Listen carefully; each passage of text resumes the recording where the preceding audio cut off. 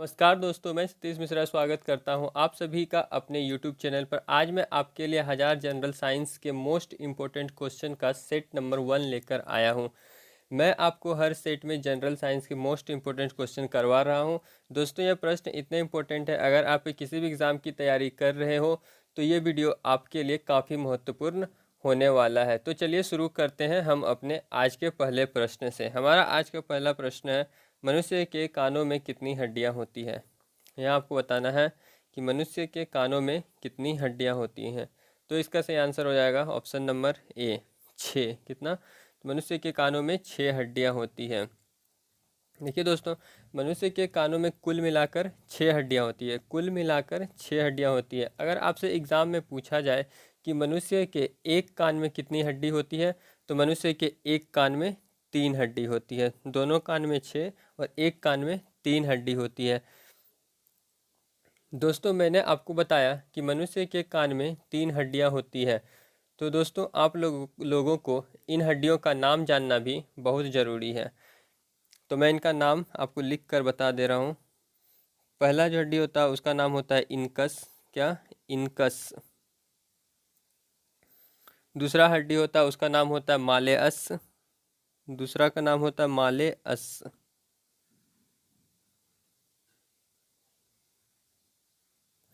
और तीसरा जो हड्डी होता है उसका नाम होता है स्टेपस। क्या?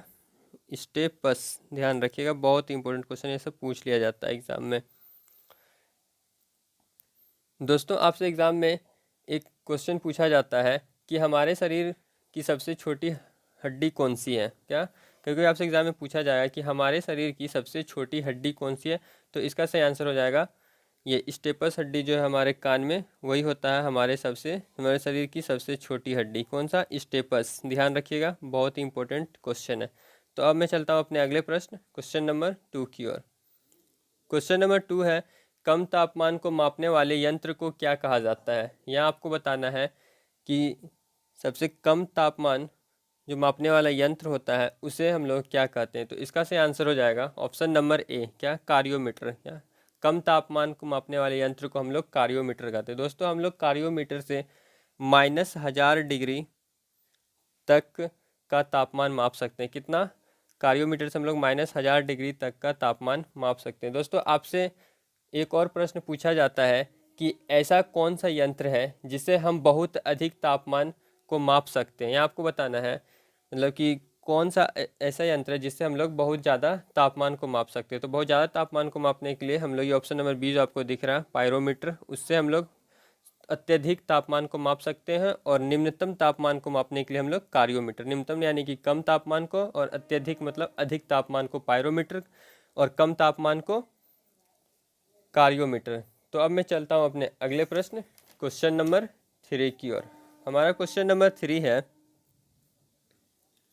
सूर्य और तारों पर ऊर्जा का स्रोत क्या है। यहाँ आपको बताना है कि सूर्य और तारे जो होते हैं उस पर ऊर्जा का स्रोत क्या है। तो इसका सही आंसर हो जाएगा ऑप्शन नंबर ए, क्या? हाइड्रोजन का हीलियम में परिवर्तन। ध्यान रखिएगा, हाइड्रोजन का हीलियम में परिवर्तन सूर्य और तारों पर ऊर्जा का स्रोत है। तो अब मैं चलता हूँ अपने अगले प्रश्न, क्वेश्चन नंबर 4 की ओर। क्वेश्चन नंबर 4 है, मनुष्य की सुनने की क्षमता कितनी होती है। यहाँ आपको बताना है कि मनुष्य की सुनने की क्षमता कितनी होती है। तो इसका सही आंसर हो जाएगा ऑप्शन नंबर बी, 20 हर्ट्ज से 20,000 हर्ट्ज तक। कितना? 20 हर्ट्ज से 20,000 हर्ट्ज तक।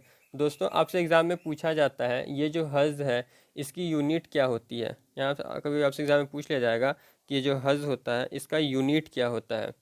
तो इसका यूनिट होता है आवृत्ति। क्या? आवृत्ति। आवृत्ति यानी मतलब कि फ्रीक्वेंसी, जिसको हम लोग फ्रीक्वेंसी भी बोलते हैं आवृत्ति को इंग्लिश में। ध्यान रखिएगा, बहुत इंपॉर्टेंट क्वेश्चन है ये सब। तो अब मैं चलता हूँ अपने अगले प्रश्न, क्वेश्चन नंबर 5 की ओर। क्वेश्चन नंबर 5 है, सौर ऊर्जा को विद्युत ऊर्जा में बदलने वाले यंत्र को क्या कहा जाता है। यहाँ आपको बताना है कि सौर ऊर्जा को विद्युत ऊर्जा में बदलने वाले यंत्र को क्या कहा जाता है। तो इसका सही आंसर हो जाएगा ऑप्शन नंबर ए, क्या? Photovoltaic cell. Photovoltaic cell कहा जाता है सौर ऊर्जा को विद्युत ऊर्जा में बदलने वाला जो यंत्र है उसे हम लोग फोटो वोल्टिक सेल कहते हैं। दोस्तों, यहाँ सौर ऊर्जा का मतलब होता है ऐसी ऊर्जा जो हमें सूर्य से प्राप्त होती है, उसे हम सौर ऊर्जा कहते हैं। क्या? सौर ऊर्जा का मतलब होता है ऐसी ऊर्जा जो हमें सूर्य से प्राप्त हो उसे हम सौर ऊर्जा कहते हैं, ध्यान रखिएगा। तो अब मैं चलता हूँ अपने अगले प्रश्न क्वेश्चन नंबर 6 की ओर। क्वेश्चन नंबर 6 है, पृथ्वी के केंद्र पर गुरुत्व के कारण त्वरण का मान क्या होता है। यहाँ आपको बताना है कि पृथ्वी के केंद्र पर गुरुत्व के कारण त्वरण का मान क्या होता है। तो इसका सही आंसर हो जाएगा ऑप्शन नंबर बी, 0। कितना होता है? 0 होता है, 0। तो अब मैं चलता हूँ अपने अगले प्रश्न क्वेश्चन नंबर 7 की ओर। क्वेश्चन नंबर 7 है, चुंबकीय प्रेरण क्षेत्र का SI इकाई क्या होती है। यहाँ आपको बताना है कि चुंबकीय प्रेरण क्षेत्र का SI इकाई क्या होता है। तो इसका सही आंसर हो जाएगा ऑप्शन नंबर ए, क्या? टेस्ला। टेस्ला जो होता है वो चुंबकीय प्रेरण क्षेत्र का SI इकाई होता है। तो अब मैं चलता हूँ अपने अगले प्रश्न क्वेश्चन नंबर 8 की ओर। क्वेश्चन नंबर 8 है, पदार्थ का परमाणु सिद्धांत किस वैज्ञानिक ने दिया था। यहाँ आपको बताना है कि पदार्थ का परमाणु सिद्धांत जो होता है वो किस वैज्ञानिक ने दिया था। तो इसका सही आंसर हो जाएगा ऑप्शन नंबर ए, डाल्टन। किसने? तो डाल्टन ने पदार्थ का परमाणु सिद्धांत दिया था। दोस्तों आपसे एग्जाम में पूछा जाता है कि परमाणु के अंदर क्या पाया जाता है। तो परमाणु के अंदर प्रोटॉन, इलेक्ट्रॉन और न्यूट्रॉन पाए जाते हैं। क्या? प्रोटॉन, इलेक्ट्रॉन और न्यूट्रॉन पाए जाते हैं। दोस्तों प्रोटॉन पर प्लस का साइन होता है और न्यूट्रॉन पे माइनस का, और सॉरी इलेक्ट्रॉन पे माइनस का, और प्रोटॉन पर कोई भी साइन नहीं होता, ध्यान रखिएगा। ऐसा बहुत इंपॉर्टेंट क्वेश्चन। तो अब मैं चलता हूँ अपने अगले प्रश्न क्वेश्चन नंबर 9 की ओर। क्वेश्चन नंबर 9 है, Fe के नाभिक में 26 प्रोटॉन होते हैं, Fe2 प्लस आयन में कितने इलेक्ट्रॉन होंगे। तो इसका सही आंसर हो जाएगा ऑप्शन नंबर बी, कितना? 24। ध्यान रखिएगा ऑप्शन नंबर बी 24। ये सब बेसिक क्वेश्चन है, ध्यान रखिए। तो अब मैं चलता हूँ अपने अगले प्रश्न क्वेश्चन नंबर 10 की ओर। क्वेश्चन नंबर 10 है,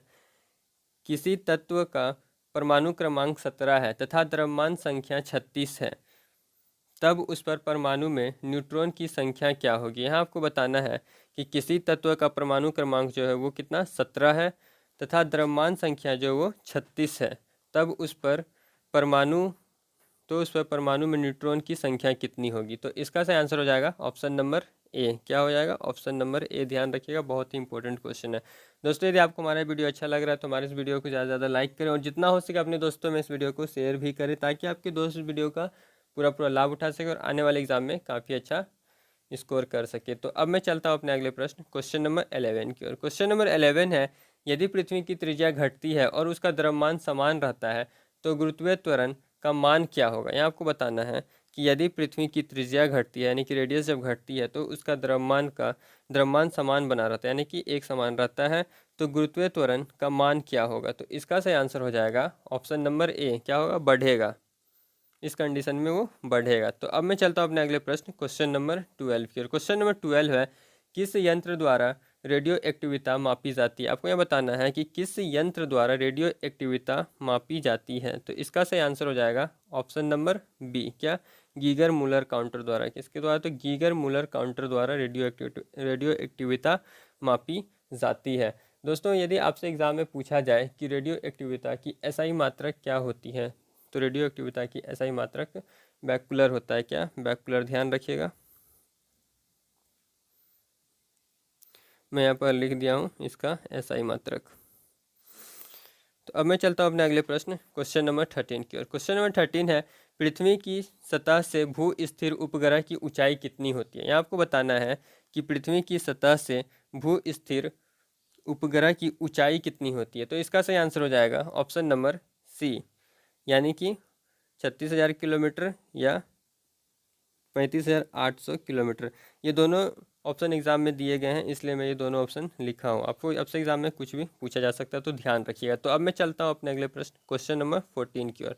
क्वेश्चन नंबर 14 है, वॉशिंग मशीन किस सिद्धांत पर कार्य करता है। यहाँ आपको बताना है कि वॉशिंग मशीन जो होता है कपड़ा धोने वाला, वो किस सिद्धांत पर कार्य करता है। तो इसका सही आंसर हो जाएगा ऑप्शन नंबर सी, उपरोक्त दोनों, यानी कि ऑप्शन नंबर ए अपकेंद्रन और ये ऑप्शन नंबर सी सेंट्रीफ्यूगेशन, यानी कि अपकेंद्रन को इंग्लिश में सेंट्रीफ्यूगेशन भी कहा जाता है, ध्यान रखिएगा। तो अब मैं चलता हूँ अपने अगले प्रश्न क्वेश्चन नंबर 15 की ओर। क्वेश्चन नंबर 15 है, आघूर्णन बल की SI इकाई क्या होती है। आपको बताना है कि आघूर्णन बल जो होती है उसका SI इकाई क्या होता है। तो इसका सही आंसर हो जाएगा option number A, newton metre. क्या? न्यूटन मीटर होता है आघूर्णन बल की SI इकाई।